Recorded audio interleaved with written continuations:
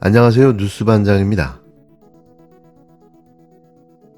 대법원이 내일 이재명 민주당 대선 후보의 공직선거법 위반 혐의 사건에 대해 선고를 내릴 예정인데요. 추미애 민주당 의원은 이례적인 속도전을 감안할 때 무죄 결론이 나올 것으로 본다고 밝혔습니다. 1심 재판부는 지난해 11월 이재명 대표에게 징역 1년에 집행유예 2년을 선고했는데요. 지난달 26일 2심 재판부는 1심 판결을 정면으로 뒤집고 무죄를 선고했습니다. 그런데 대법원이 지난달 28일 사건을 접수한 지 불과 34일 만에 선고까지 예정하면서 이례적으로 빠르다는 평가가 나오고 있는 상황인데요. 이런 판결을 주도하고 있는 건 강경보수 성향의 조희대 대법원장입니다. 6개월 전 대법원 판결을 인용해서 이재명 후보에 대해서 무죄 선고를 했기 때문에 바로 그렇게 판단한 분이 전원 합의체 가기 전에 똑같은 주심 대법관이었거든요. 그러니까 그 법리를 항소심에서 인용해서 무죄를 내렸으니 바로 그 재판부가 이것은 그 전체적 의견을 한번 들어보자라고 했을 것 같고요. 그래서 전원 합의체 회부해서 이제 이렇게 빠르게 선고를 내린다 하는 것은 말씀드린 것처럼 항소심 무죄를 받아들이고 검찰의 상고를 기각하고 바로 심에서. 6개월 전 대법원 판결을 인용해서 이재명 후보에 대해서 무죄 선고를 했기 때문에 바로 그렇게 판단한 분이 전원 합의체 가기 전에 똑같은 주심 대법관이었거든요. 그러니까 그 법리를 항소심에서 인용해서 무죄를 내렸으니 바로 그 재판부가 이것은 그 전체적 의견을 한번 들어보자라고 했을 것 같고요. 그래서 전원 합의체 회부해서 이제 이렇게 빠르게 선고를 내린다 하는 것은 말씀드린 것처럼 항소심 무죄를 받아들이고 검찰의 상고를 기각하고 하는 결론이지 않을까 그렇게 예측이 됩니다. 공직 후보자의 허위사실 판단 여부는 그 개별 구체적인 발언 하나하나의 때와 장소를 보고 개별적으로 판단해야지 추론을 하거나 확장 해석해서는 안 되는데 이재명에 대해서는 굉장히 확대 해석을 한 것이죠. 네, 그래서 바로 그 대법원이 봤을 때는 이것은 간단한 사건이다. 이렇게 본 것 같습니다. 29일 CBS 라디오 박재홍의 정면 승부에 출연한 추미애 의원은 이 점에 주목했는데요. 이미 6개월 전 대법원이 이재명 대표의 또 다른 사건에 대해 무죄 판결을 내렸고 그때 주심 대법관이 지금 이 사건도 맡고 있다는 사실을 강조했습니다. 그러니까 같은 법리를 적용해 항소심에서 무죄가 선고됐고 대법원이 이를 전원합의체에 회부한 건 전체 의견을 재확인하는 절차일 가능성이 높다는 설명인데요. 그래서 전원합의체로 올라간 뒤에도 이렇게 빠르게 결론이 나는 건 항소심 판단을 그대로 받아들이고 검찰의 상고를 기각하는 방향으로 정리될 거라는 거죠.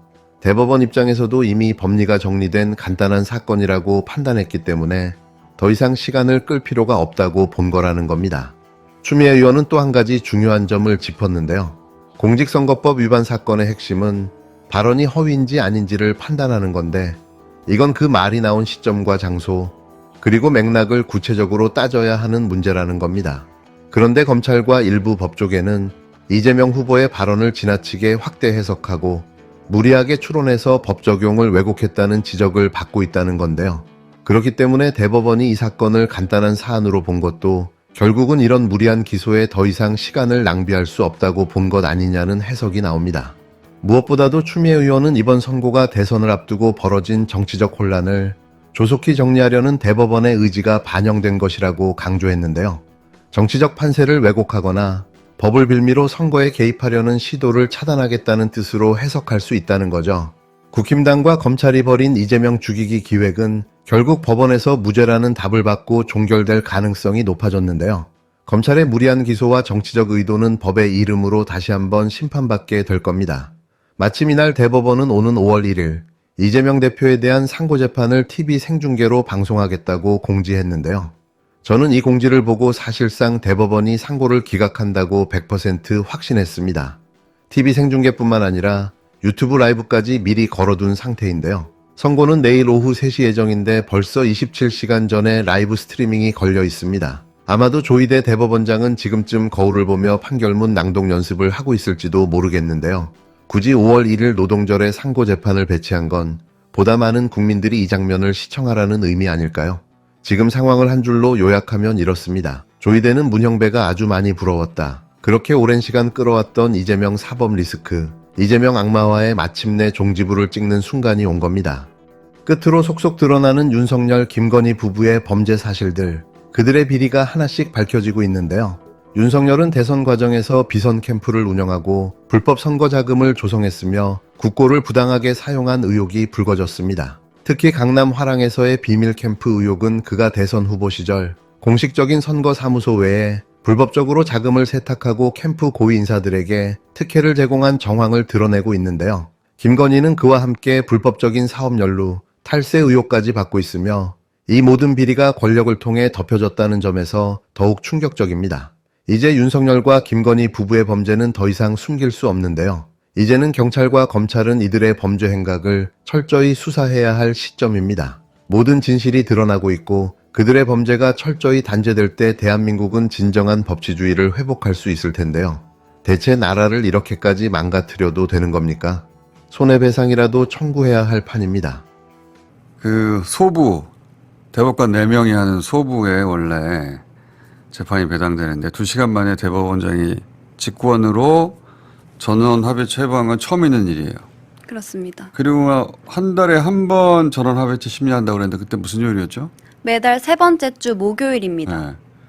근데 그렇게 회부하고 당일날 바로 나를 잡아버리고 이틀 후에 또 연속으로 심리를 했잖아요. 네, 그게 그렇습니다. 또 사상 초유의 일이에요. 그래서 제가 어머 대선 광인 2호 등장했나 봐. 예, 그렇게 말했었는데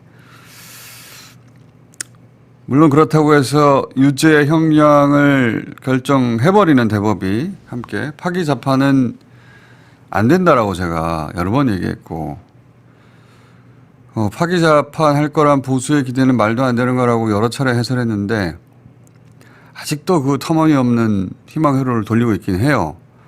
대법원 전원합의체 결론이 5월 1일 날 내일 난다는 거잖아요. 네, 이러면 빨라도 너무 빠른 거예요. 그렇습니다.